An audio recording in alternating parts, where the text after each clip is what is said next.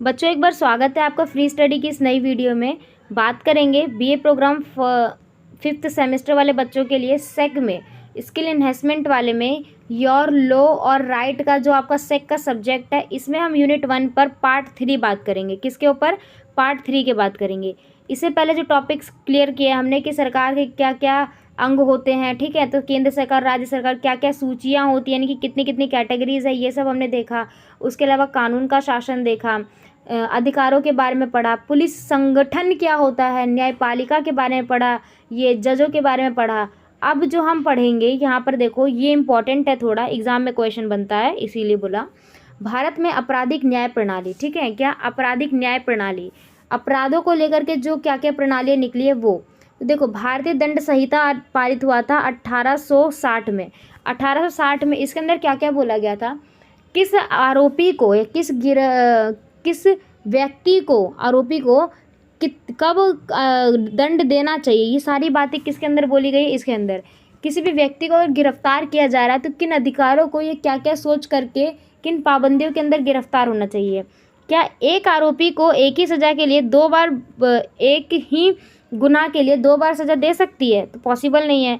क्या एक ही आरोपी दो बार अगर कोई गुनाह करता है तो उसको सज़ा दो बार मिलनी चाहिए? नहीं, एक ही बार मिलेगी। तो ये सारी बातें किसके अंदर लिखी है? सब लिखा है भारतीय दंड संहिता के अंदर। और फिर वहीं 1961 में दहेज निषेध अधिनियम पारित हुआ था, जिसमें दहेज को लेकर के बात कही थी। फिर 1955 में जो बात कही गई थी वो नागरिकों के संरक्षण को लेकर के बात कही थी। फिर 1954 में एक और पारित हुआ था खाद्य अपमिश्रण अधिनियम, जिसमें खाने में मिश्रण, मतलब खाने में जो मिलावटें आ रही थी उसको लेकर के बात कही गई थी। फिर जो है 1989 में अनुसूचित जाति और अनुसूचित जनजाति के बारे में बात कही गई थी कि इन सूचियों में इन पिछड़े वर्गों को कैसे आरक्षण मिलना चाहिए, क्यों ज़रूरी है, कितना कितना आरक्षण इनके लिए ज़रूरी होना चाहिए, ये सब चीज़ें इनमें बोली गई थी। देखो, आपराधिक ये प्रक्रिया संहिता होता क्या है, अभी तो आप ये देखिए ये होता क्या है। देखो, आपराधिक कानून से संबंधित, क्या आपराधिक, ध्यान समझना, आपराधिक कानून से संबंधित जो आपराधिक अदालतों, पुलिस जांच, गिरफ्तारी जांच या फिर कुछ भी पूछताछ की जो प्रक्रिया होती है, इसका जो नियम बनता है वो किसके अंदर बनता है? आपराधिक प्रक्रिया संहिता में। आपराधिक प्रक्रिया संहिता में, यानी कि जो अपराध से जुड़े कुछ मामले हैं जिसमें पुलिस जांच करती है, पूछताछ करती है, इन सब का जो नियम निर्धारित होता है वो किस में होता है? आपराधिक प्रक्रिया संहिता में। क्लियर है? अपराध के से रिलेटेड कोई भी मामला होता है जिसमें पुलिस जांच करती है, पूछताछ करती है, ये जो नियम होते हैं, रूल्स होते हैं, किसके अंदर लिखे हैं? आपराधिक प्रक्रिया संहिता में। ठीक है, विशेषताएं क्या है? देखो, दंड प्रक्रिया संहिता जो कि 1973 में, जिसके अंदर आप देखो 36 से ऊपर मामले शामिल है और 484 खंड शामिल है। ठीक है, कैटेगरी। अनुसूची देखो, कानून के खिलाफ आईपीसी के तहत अधिकारों को वर्गीकृत किया गया है। इसी के अंदर जो हम बोलते हैं ना, आईपीसी 14 के तहत ये तुम्हें बोला गया, आईपीसी 15 के तहत तुम्हें ये बोला गया है, इस तरीके से। तो ये किसके अंदर कैटेगरीज है, वो सब इसी के अंदर आता है, याद रखना।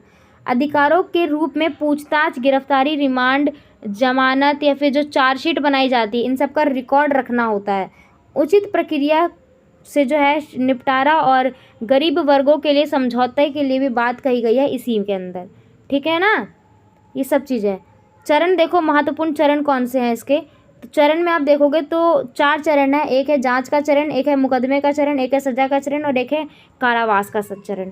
देखो, जांच का चरण क्या होता है, थोड़ा सा ध्यान रखो, थोड़ा ध्यान से समझना मेरी बातों को। सबसे पहले क्या होता है, मान लो जांच करनी है, जांच करनी है, किसकी जांच करनी है? कुछ शरीर की जांच नहीं करनी है, यहाँ पर केस की जांच करनी है, जो यहाँ पे मामला गड़ा हुआ है। देखो, कोई भी है, ठीक, मान लो किसी घर में चोरी हो जाती है, एग्जाम्पल के लिए मान लो आपके पड़ोस में रमेश नाम का कोई रहता है, ठीक है ना, रमेश के घर में हो गई चोरी, ठीक है, या फिर आप मान लो उनके घर में क्या कहते हैं, किसी की मृत्यु हो गई, ठीक, खून वगैरह हो गया, या फिर एक सिंपल सा एग्जांपल ले लो, चोरी हो गई, बहुत आसानी से समझ लेंगे। रमेश के घर में हो गई है चोरी, ठीक, रमेश गया पुलिस स्टेशन के पास, ठीक है, शिकायत लिखवाने, क्या करवाने? शिकायत लिखवाने गया है। तो शिकायत लिखवाने के लिए क्या करवाएगा वो? पुलिस स्टेशन पहुंचेगा पहले। जब वो पुलिस स्टेशन जाएगा तो अधिकारी को बताएगा कि क्या क्या समस्या है। अब जो है अधिकारी सबसे पहले जांच करेगा कि उसका मुद्दा क्या है। मुद्दे में वो ये देखेगा क्या वो संज्ञेय है या वो असंज्ञेय है। संज्ञ का मतलब यह है कि वो खून खराबा का मामला है या फिर ऐसी चोरी डकैती का है।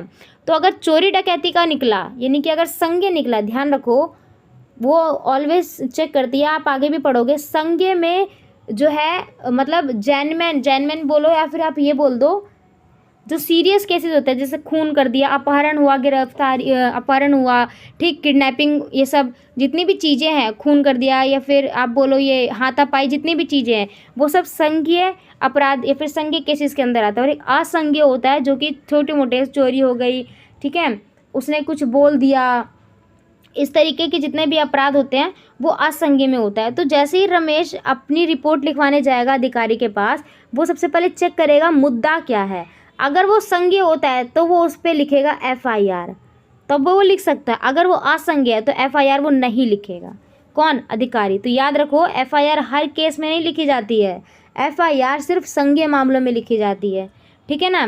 तो रमेश ने तो लिखवा दी अपनी शिकायत। अब क्या करेगा, चलो अधिकारी ने लिख भी लिया। अधिकारी लिखने के बाद वो क्या करेगा, जांच करने के लिए क्या करेगा, गवाह ढूंढेगा। दूसरा स्टेप क्या है, गवाह और बयान ढूंढेगा।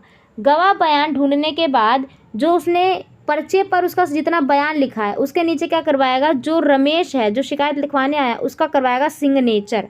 तीसरा स्टेप क्या हो गया, सिग्नेचर। ये लिखते रहना आप, ठीक है। फिर तीसरे स्टेप के बाद ये सारा, हालांकि नोट्स आपको PDF फॉर्म में मिल जाएगा, टेलीग्राम पे सब मिल जाएगा, डोंट वरी। नहीं लिखना चाहते मत लिखो, बस ध्यान से सुन लो और कुछ मत करो, ठीक। फिर उसके बाद 164 धारा के तहत सबूत इकट्ठे किए जाएंगे। सबूत इकट्ठे करने के बाद न्यायपालिका जाएगा, न्यायपालिका में उसको पेश किया जाएगा। 15 दिन की हिरासत में लिया जाएगा। 15 दिन के अंदर अंदर अगर उसका मुद्दा क्लियर होता है तो ठीक, चार्जशीट बनाई जाएगी, नहीं तो उसको सजा सुना करके ख़त्म। ये क्या है, जाँच का चरण ख़त्म। अब है मुकदमे का चरण। मुकदमा कैसे होता है ये देखो आप। देखो मुकदमे के लिए क्या करेगा, जो जज होता है, ठीक है, जज क्या करेगा, जज उसको या तो दोषी ठहराएगा या तो निर्दोषी।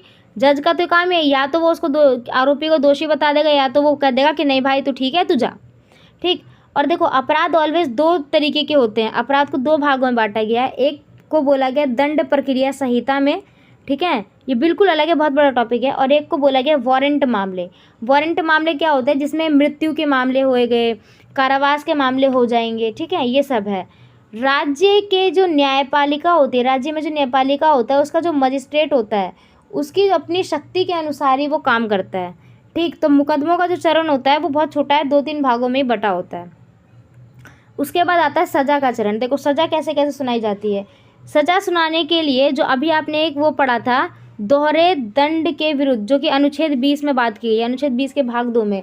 इसके अंदर ये बोला गया है कि एक दोषी के लिए दोष एक बार से ज़्यादा नहीं होता, यानी कि एक अपराधी एक दोषी के लिए, एक अपराधी 2 दोषों के लिए नहीं बनाया जाएगा। मैंने बताया ना अभी कि मान लो कोई भी है, जैसे रमेश ही था, ठीक, रमेश था और एक सुरेश था। कौन था, एक रमेश था और एक सुरेश था।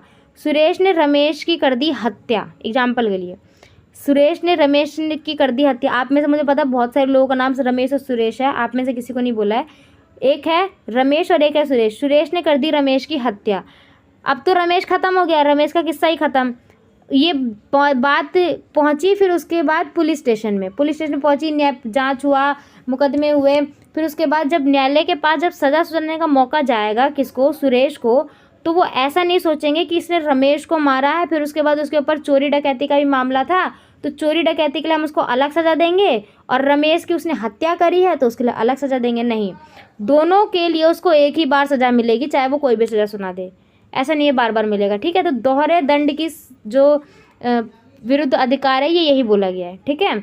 उसके बाद है कारावास का चरण। कारावास का चरण क्या है, वही है सज़ा। अदालत जो है सज़ा 3 मुद्दे पर सुनाती है। सज़ा से पूर्व पहले सुनवाई होती है तब वो बोलेगी, और फिर उसके बाद जो अंत में निर्णय निकलता है उसमें वो अंत सज़ा उसको सुना देती है। तो देखो ये था आपका यूनिट नंबर 1, बहुत अच्छे से हमने समझ लिया।